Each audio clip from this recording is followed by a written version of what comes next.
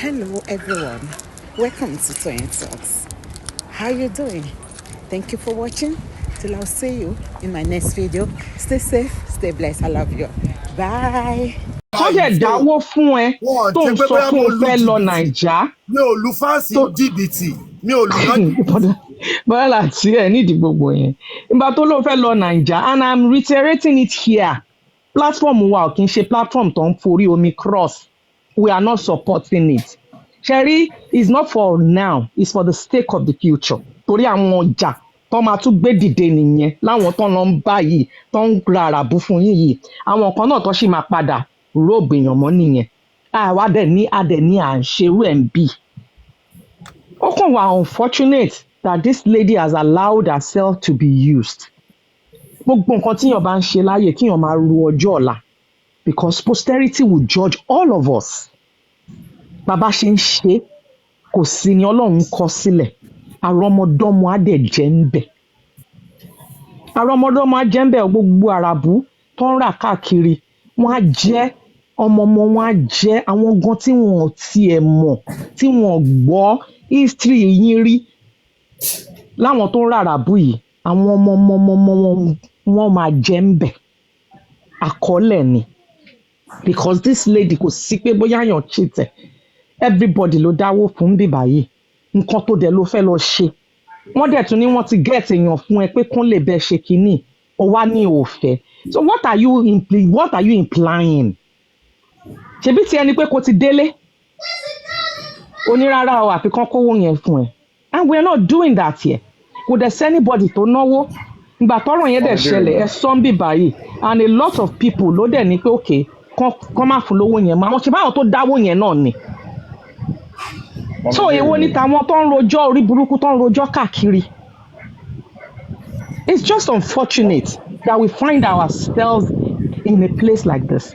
But I bet you, Boda Lati, these people are paid to destroy your platform. Wọ́n ọ̀dẹ̀ lè rí ṣe. Ẹ̀yin ní ká dúró dédé. Mi tutori èèyàn kan dálẹ̀. Ẹ ṣé máa mọ́ mi béèrè nù. Boda Lati ẹ káàsán, gbogbo panelists ẹ káàsán, gbogbo commenters ẹ káàsán. Gbogbo ibi tẹ́ ti ń stream náà tẹ́ ń gbọ́ ẹ káàsán. Firstly, I am Majesty, God will bless you. Ẹ ṣé gidi gan nítorí wípé ní orí platform tẹ́ wà yẹn nísinsìnyí mo rí wípé ẹ san 1.5 million yẹn padà fún Òjó Gàníyà nítorí wípé orúkọ Boda Lati tán fi sẹ́nu. Fans wa ní I am Majesty ní bíbáyìí. In fact, a ṣe celebrate ẹ̀ ń bíbáyìí lánàá. He was forced to pay that money nítorí pé bọ́n ṣe fi orúkọ yín sẹ́nu níbi bẹ́ẹ̀. I am Majesty, God bless you. Thank you so much. Ẹ ṣé gidi gan. Ẹ ṣé. Ó ti san 1.5 million yẹn fún Òjó Gàníyà bye. So thank you so much. God bless you. Now, Òjó Gàníyà, you have a face. Ó ṣí kámẹ́rà lọ́jọ́ tó wá síbí báyìí. So don't let us say wípé kò ṣí kámẹ́rà. Ó ṣí kámẹ́rà lọ́jọ́ tó wá síbí. Even if you are here, I am Majesty, please send a request and come up, sir. No, ti ń pè mí. Send a request and come up. Ó ń pè mí. If you are here, sir. Hello, Majesty. Okay. Yẹ báwo. Má bínú pé kíní mo ti ń kọjá ní TikTok mo kàn rí insult ó ti pọ̀ jù insult yẹn ti pọ̀ jù mi ara mi dẹ̀ lè gbá mọ́ western understand ọ̀tọ̀ nìkan tí mo ti gbọ́ tẹ́lẹ̀ tí mo ní pé mo fẹ́ pè ní pé kẹ́ wá sọ̀rọ̀ nípa kí lorúkọ ọ̀rọ̀ bàbá Mohbad mo ń gbọ́ tán ní pé ẹ̀yin ní 70-30 kì í ṣe African television nípa ìlẹ̀ fi gbá bàbá ó lè mo ti ń gbọ́ àwòrán yẹn láti ìjẹta ṣùgbọ́n mi ò farasin mo ṣe wá pè ní èyí tẹ́lẹ̀ pé ìjọba ti jáde síta o bóyá ẹ máa clear pàtì yẹn káwọn èèyàn mọ̀ pé ẹ cheat bàbá ẹ ṣe kéde níbi mo ti ń kọjá mo ti torí bí àyẹn Òjó Gàníyà yẹn tó tún ń sọ̀rọ̀ nípa understand owó yẹn sí wọn. Máa bọ̀ lókè. Send your request. Yeah, so bí mo ṣe ń sọ̀rọ̀ lọ sà, Òjó Gàníyà ó ṣí kámẹ́rà lọ́jọ́ tó wá síbí báyìí and we all saw her.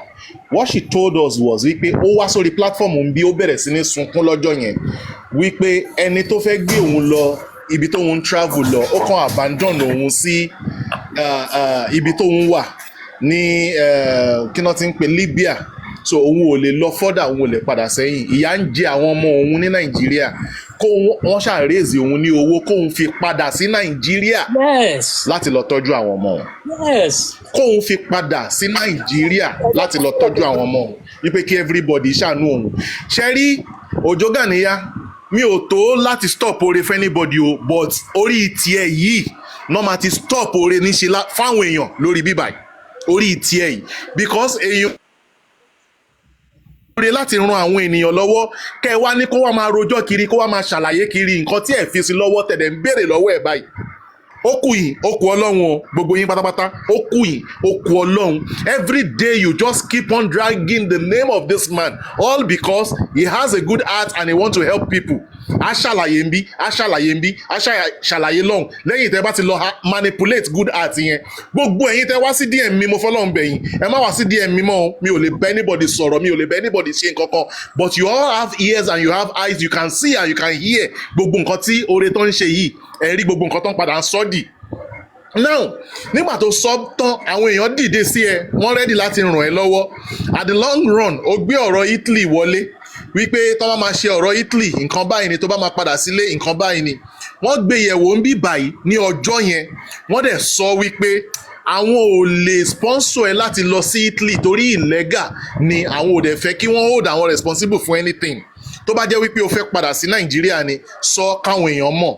Even mọ́mí Adéwùnmí Adéṣídà dìídì wá sókè ní àwọn gan lógún kì í, wọ́n dìídì wá sókè níbí ní ọjọ́ yẹn láti wá bí Òjó Gàníyà wípé sọ tòótọ́ fún àwọn, ṣó fẹ́ lọ Nàìjíríà ni àbò fẹ́ padà, ó ní àbò fẹ́ lọ sí Italy, ó ní ó fẹ́ lọ sí Nàìjíríà ni.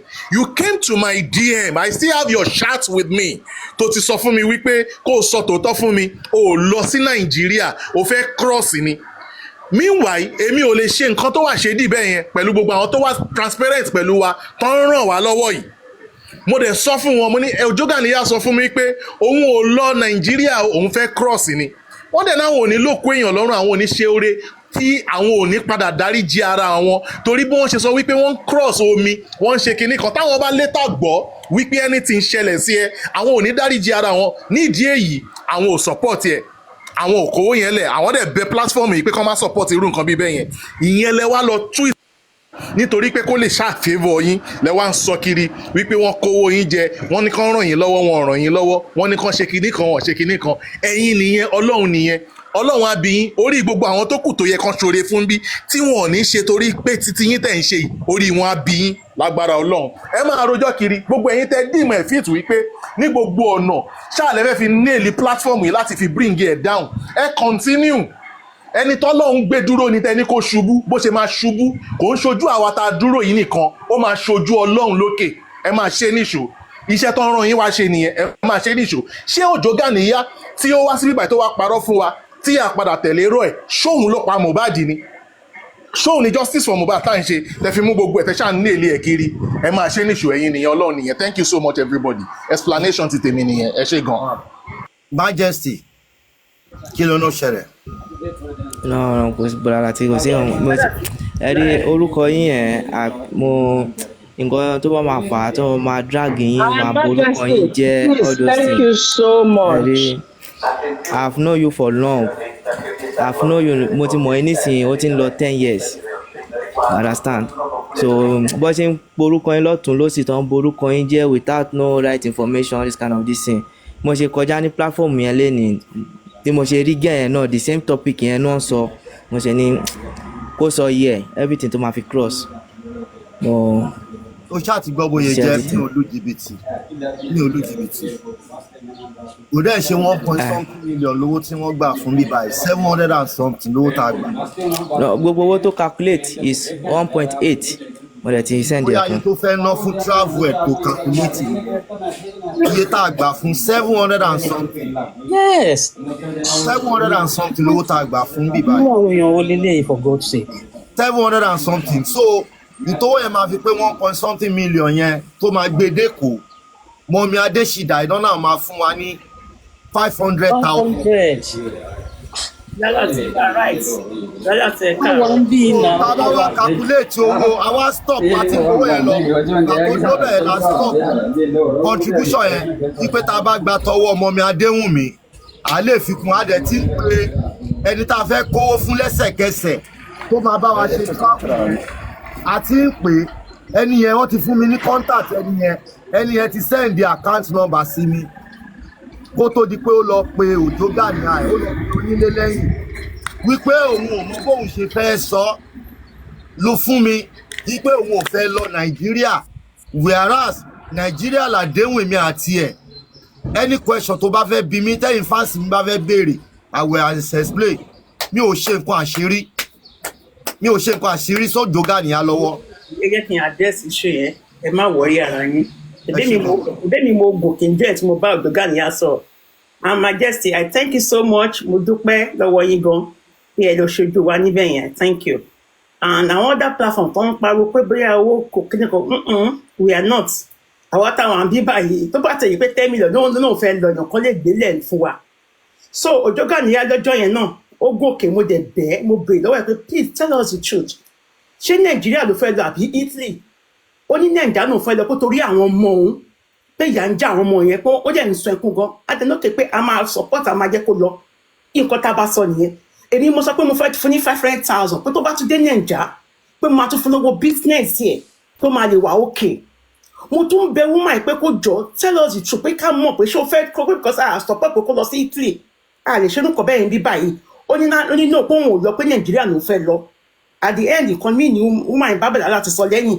a lè sọ pé no a lè ṣe nǹkan bẹ́ẹ̀ yẹn and gbọ́ àwọn tó dẹ̀ dáwó náà ni wọ́n conclude jọ yẹn pé kán kó yẹn sórí kéèsì Ọlátúnjí nǹkan tí wọ́n sọ yẹn pé tó bá pọ̀ mọ́ pé wọ́n ṣe fẹ́ lọ Nàìjíríà o a máa sanwó tíkẹ́ẹ̀tì ẹ̀ ó dẹ̀ máa lọ Nàìjíríà tó bá dẹ̀ dé Nàìjíríà a máa fún lówó business a máa support ẹ̀ nǹkan tájọ agree lórí nìyẹn so nǹkan tó ń sọ lọ́dà side yẹn ìyẹn ni ò yé ẹ̀mí so ìwà wọn nìyẹn bẹ̀rẹ̀ láti ẹ fi wọn sílẹ̀ ṣó ti yẹn sà ẹ má tẹ̀ disturb ara yín ṣé mo rí pé ńgbà tí ẹran tí ìgbà tí èmi àti Lábí. to give you your money back I mean just mo lè fún yín padà so yẹn because àwọn tí wọ́n ń pariwo ń bẹ̀ yẹn we are more than that here èlò ni 1.8 tó fẹ́ fi lọ tó bá dé Nàìjíríà tó bá náà máa gba ṣọ́ọ̀bù kí n ṣọ́ almost like 2 million àbí 3 million ló máa fi gba ṣọ́ọ̀bù èlò ni so àwọn ni ò mọ̀ nǹkan tí wọ́n wá ṣe lórí internet lára tí ẹ má disturb ara yín sà ẹ jọ̀ọ́ ẹ má disturb ara yín ẹ fi wọ́n sílẹ̀ ṣẹ́gun ẹ jọ̀ọ́. Majestic ẹ ṣeun gan sa o thank you so much we are grateful ọmọ Adéwùnmí thank you.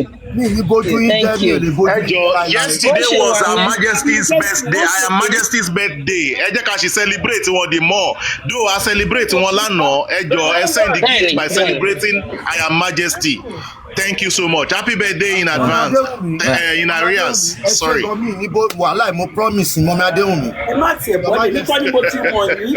Nípa ni mo ti wọ̀n yín. Ẹgbọ́ tèmi.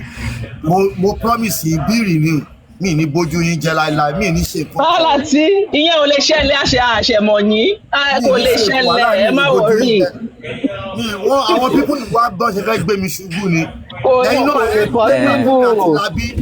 Ẹ rí i pé nígbà tẹ́mi àti Lábí ta ní mi sọ̀rọ̀ sáà. Àwọn yìí náà lọ́lọ́ kó síbẹ̀. Ó sáré wọ mọ́ra bí pé bóyá ó ní nǹkan tí mo ṣe. At the end of the day kí ló ṣe fún? Àdéhùn láì support ẹ pẹ̀lú kọ́bọ̀. Inú mi dùn fáǹsì láì support ẹ pẹ̀lú kọ́bọ̀. Owó mi náà lẹ ṣì gbà. Owó fáǹsì mi. Owó yes on behalf of Olori Ebi ni. Wọ́n ọ̀rọ̀ owó donate ń bẹ̀ yẹn o. Kọ́bọ̀ wọn fi sí o. Fáǹsì mi ló lọ kó káàṣì lẹ̀ fún wọn. Ní àtúntò bẹ́ẹ̀ yẹn lọ mi ṣe kẹ́ máa stress ara yín ẹ jọ sáà. Àbí ẹ̀rọ àti let it go. Ẹ ti jù wọ́n lọ sẹ́ẹ̀. Ẹ ti jù wọ́n lọ. Ẹ ti jù wọ́n lọ. Ọ̀dọ̀ Dìbòrà ó dọ̀jọ̀. Ẹ̀bọ̀dá Fẹ́mi ẹ sọ̀rọ̀ lọ. Kí lẹ wí? Ẹ ti jù wọ́n lọ sẹ́ẹ̀. Ìjọ tó ń bóyá ń drag lánàá lóòótọ́ ni ẹni wọ́n kàn ń pariwo bára tí ẹ wò iwájú ọwọ́ yìí lókè ara bàbí ẹ ti lọ sókè ẹ ti ju gbogbo wọn lọ wọn kàn ṣẹwọn àwọn òwe tán wáyàn kúnra ni ẹ ti understand ẹ ti jù wọn lọ woman tó sọ pé 1.8 ṣèbí níjọ́ ẹ̀ là ń sọ pé ó ń sunkún pé kò mọ nǹkan tó fẹ́ ṣe pé ó ń pa irọ́ ni tó kàn ń sunkún jọ yẹn ṣe understand bálà tí ẹ má dá wọn lóhùn ẹ̀yin ti jù wọn lọ wọn ò lè gbé yín ṣubú lágbára Ọlọ́run iwájú lẹ máa lọ ẹ máa wò wọn lẹ́yìn ni ṣó ti yé yín ẹ má sọ ẹ̀zára yín bùdá ẹ ti rí pé mi ò lérò èèyàn ni mo ní níwájú ẹ ti rí pé àwọn èèyàn mi ń bínú ẹ ti jù wọn lọ èèyàn ni mo ní mi ò lérò. ẹ má bára tí ẹ má sọ ẹ̀zára yín ẹ plé orin kẹrọra máa jó mo máa ń láì tá a ti fẹ́ parí iṣẹ́ mo máa ń láì kí jó tẹ̀ra máa ra ń lọ lẹ́sọ̀lẹ́sọ̀ ẹ ṣe jáde ẹ má yẹ kí ìbínú yẹn wọlé. àwọn tí tẹ́nibọ́dì tó bá tó mọ̀ pé wọ́n dáwó fóun tí bọ̀dá láti òkòwò ẹ̀ fún un kó tún jáde àtúnṣan ẹ̀rí pílátífọ̀mù yìí ó jẹ́ ó ṣe pàtàkì ó ṣe kókó. bí onílé bá jáde tónílé bá bẹ́ẹ̀ nìyẹn sọ pé ẹjọ́ pé ẹni yìí ó ní ìṣùpé wọ́n fẹ́ dáwó wàhálà bówó yẹn bá ṣe wọlé onílé á máa pariwo wọ́n máa sọ̀rọ̀ pé àmọ́ mi kìíní kan báyìí wọ́n sẹ́ni 20,000 dọ́là tí ẹ̀kọ́ káwọn náà bá lè ní rẹ́kọ̀d lára tí náà máa transparency wo ló tún jù yẹn lọ. kí ló tún kí ló tún kọ́sẹ̀ mi understand nǹkan téèyàn ń pariwo gbogbo àgbáńláyé ló ń wòyàn. ẹ jẹ́ ìtàkọ́ tí àdúrà mi ti gbà kọ sí ó ní you be the father wey father their father. yes Olori Ebi tíya. Olori Ebi ẹ̀wẹ̀ má dá wọn lò kò sí ọ̀kan tó ẹ̀rọ yìí misunderstanding lọ̀rọ̀ yìí everybody dem fight for cause kan náà ni kò sí bẹ́ẹ̀ ṣe máa ní bífù títí náà ẹ máa ní bífù fún bọ̀dá láti náà irú nǹkan yìí ṣẹlẹ̀ ẹ máa pé bọ̀dá láti sí àkíyèsí ni ẹ máa pé bọ̀dá láti sí àkíyèsí ni kì í ṣe pé bọ̀dá láti ń bẹ́ anybody jà wọ́n bẹ́ anybody jà wọ́n bọ̀dá láti make decision láti tẹ̀lé ẹni tó wù wọ́n ni ìyẹn ò ní kí wọ́n fi justice for Mohbad sílẹ̀ ok irú nǹkan yìí ṣẹlẹ̀ ẹ pé bọ̀dá láti kò sí béèyàn ṣe máa rìn torí òní mi àbí ọ̀nà ṣe ń pòwe náà understand this thing is very very simple kì í ṣe pé máa mú platform sílẹ̀ wọ́n máa bẹ̀ sí ní péyàn ẹ máa péyàn lólè all this kind of thing ṣé Yorùbá ṣé wọ́n dẹ̀ pé wọn ní Yorùbá ṣé ọmọ ìtumọ̀ olè ni pé kó péyàn ní olè understand so mo bẹ̀yìn gbogbo host pátá mo bẹ̀yìn pátá ẹ come together kẹ́ ẹ parí ìjà yìí tá à ń bára wa jà for no reason. ọ̀dọ̀ o ṣe jàre máa jẹ o ṣe gan. bọ̀dá láti and one thing mo fẹ́ kẹ́ ẹ clear ara yín fún kọ̀ọ̀kan mo ń gbọ́. mo ń bọ̀ wá bí mi ti jẹ́ ń dá aoe bàbá mo bọ̀ ń bẹ̀ sí. ẹ ló báwo ni ọ̀gá mi tó nà mí lánàá náà kùnà. tẹ́rí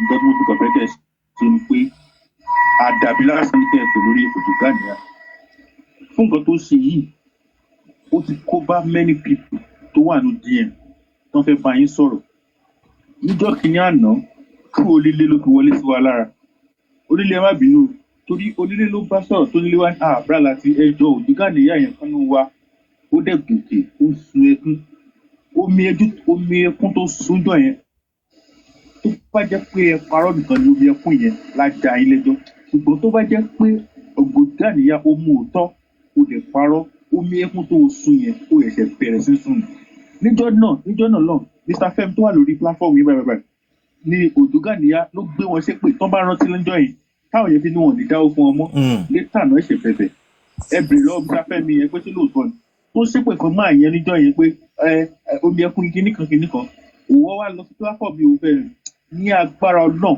ní agbára àwọn tó sílẹ̀kùn ọjọ́ òní omi ẹkún tó síjọ́ yẹn tó fi parọ́ fún wa lágbára ọ̀tọ́bìnrin tó parí wọ́n á sùn ẹ́ fún ẹ ó dàbọ̀. Your Majesty mo ń gbọ́. ok mo ń gbọ́rọ̀ yìí wọ́n ní pé ẹ̀yin lẹ bá bọ̀ wá ṣe contract 70-30 kì í ṣe African television lórí ọ̀rọ̀ bí ẹ̀yin pẹ̀lú bàbá ṣe pàdé ẹ jọ̀ọ́ ṣé ẹ lè explain ẹ̀ fún wa fáwọn ẹni tó ti mọ̀ lórí mi ní sí mi mọ̀ anything nípa bí ẹ̀yin pẹ̀lú bàbá ṣe pàdé all this kind of this thing tẹ́bà bínú bọ̀dá láti tẹ́bà bínú mo fẹ́ kẹ́ explain ẹ̀ fún wa everybody ká mọ̀. Google náà á pàdé lórí social network náà ni bíntín ló dẹ̀ wà láàrin wa bíntín mọ̀ ń pa kínní bíntín ló connect mi mọ́ bàbá bíntín ni mo rán nígbà yẹn ni bíntín wà lórí platform yìí ló lọ gba nọ́mbà bàbá mo dẹ̀ sọ̀rọ̀ mo ní bàbá ìdí tẹ́ ń fi ẹnu lásán kọrin yẹn wípé kò ní pé Ọlọ́run dẹ̀ ṣe irú wa yìí ní studio tẹ́bà mind kẹ́ lọ kọrin yín kẹ́ lọ experience feeling yín nínú studio wọ́n wá ní àwọn òdẹ̀ ní mind o nǹkan kan ní bíntín ló connect wọn mọ́ studio mi ní Nàìjíríà bá ṣe tẹnubọ orin nìyẹn. Dóná mo wá fẹ́ béèrè náà adúrú orin ní ẹni tó lọ́gbọ́n tó ní òye ṣé adúrú orin tèmi àti bàbá bá tá a ṣe yẹn ṣó yẹ ká sign agreement àbí kò yẹ ká sign agreement ládúrú orin tó yẹ àbí kò yẹ. Ó yẹ kí contract wà láàrin yín. Ó yẹ kí pẹ̀lẹ́ manage wọn gbà yẹn. Mi ò dẹ̀ bá bàbá ṣe contract. Ìgbà tí kó má dàbí pé mo fẹ́ gbá wọn kó má dà pé mo fẹ́ lò wọ́n mo bá wọn sọ pé bàbá báwo lórin ṣe máa jẹ́ wọ́n ní ní bá ṣe náà ní nǹkan kan mo dẹ̀ pé marketer promoter lèmi mi ò ń ṣe producer marketer mo pe marketer tí mo máa ń taṣẹ́ fún ó ti yẹ ìyẹn mo ṣe Bọ́lá tán wọ́n ní bàbá mo fẹ́ kẹ́ bá mi help bàbá Mohbad nǹkan kan wípé a fẹ́ taṣẹ́ wọn bàbá yẹn èmi àti bàbá yẹn la lọ print CD la lọ ṣe gbogbo ìnáwó owó tá ná is over 2 million láti lọ print CD ní náírà ibi tí wọ́n ti máa ń print CD and end of the time bàbá Mohbad ò ráyè láti promote orin because time yẹn àwọn èèyàn ń bá bàbá Mohbad jà pé wọ́n ṣe kọrin wọn ò ṣe kọrin èmi àti bàbá Mohbad ò ní agreement ẹyọ kan báyìí lórí orin tá a ṣe yìí bẹ́ẹ̀ tó bá wá jẹ́ pé tí ó wá yẹ kó rí bẹ́ẹ̀ ká ṣàdúró orin yẹn kéèyàn má ní agreement ṣó yẹ kó lọ bẹ́ẹ̀ mi ò bá bàbá Mohbad tí bàbá Mohbad bá mi ò ní agreement pẹ̀lú bàbá Mohbad mi ní agreement ẹyọ kan báyìí pẹ̀lú wọn mi bá wọn ní agreement tó bá jẹ́ pé wọ́n ní kó má fẹnu lásán kán gbé jáde fún àwọn blogger wọn kán gbé síta kò le rárá ìṣètítọ́ lè gbé síta tí n bá wọn ní agreement níbi tá a bá dé ìkan gbé síta mi ò bá wọn ṣe agreement bet láàrin èmi àti yín tó yẹ kí irú orin bẹ́ẹ̀ yẹn adúrú orin yẹn kàn ṣe nínú studio ṣé kò yẹ ká agreement wà. So bí tèmi ṣe jẹ́ ni ẹ tẹ́ bá wá dé ní ti tẹ́fẹ́ tún bí mi màá explain. Kò sí pé kò sí contract kò sí kankan. Kó tó di pé anybody tún béèrè question don't get too carried away please everybody let's power tap.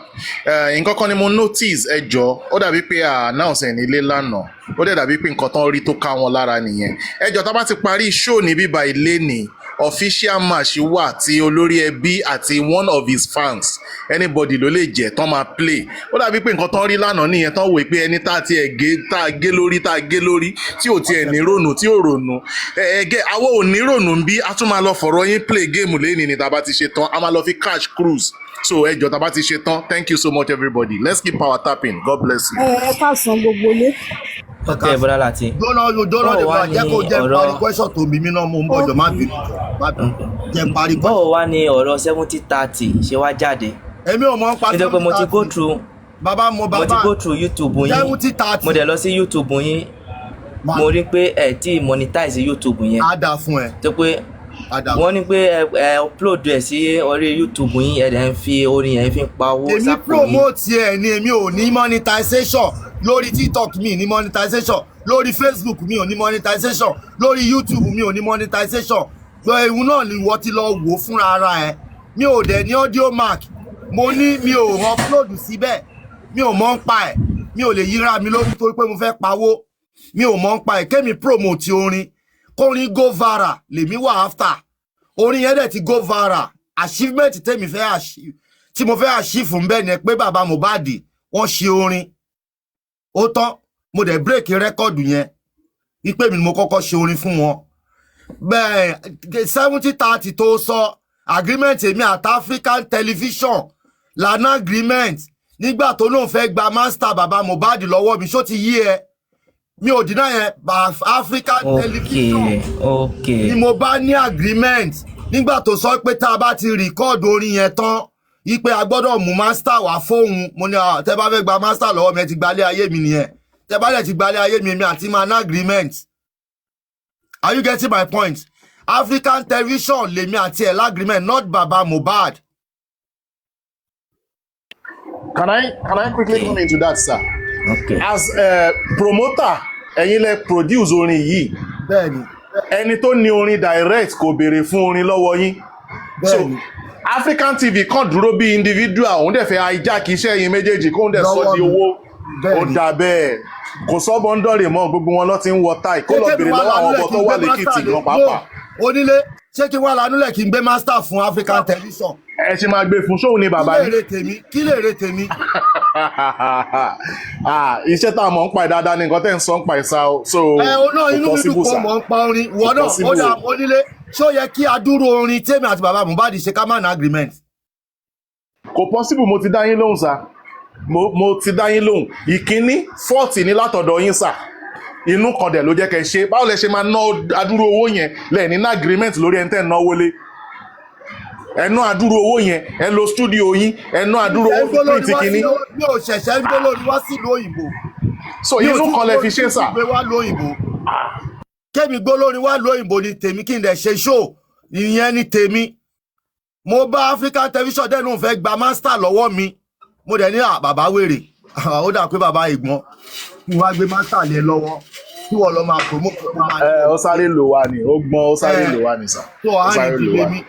Bíntí ló dẹ̀ bá wa yanjú ọ̀rọ̀ yẹn ń gbà yẹn so that is that mi ò ní agreement pẹ̀lú bàbá Mohbad so mi ò pa £1 lórí orin bàbá Mohbad £1 báyìí mi ò pa lórí ẹ̀ àròwó marketer gan mi ò tó padà lọ bá bìkan mo sì jẹ́ gbèsè sọ́dọ̀ marketer because a rò pé bóyá máa rí tàwọn lo CD mọ́ online ni wọ́n ti gbọ́ gbogbo orin yẹn ìkan tí orin yẹn kàn ní lórí YouTube mi ó ní views ṣó ti yẹ Majesty bẹ́ẹ̀ni ó ní views mi ò ní monetization ẹ lọ wò mi ò ní monetization.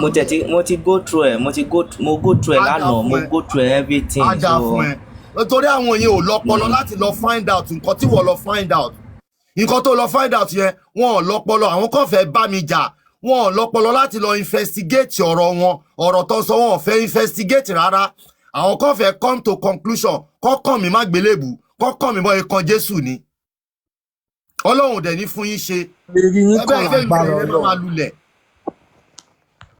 ó yá o any other question o.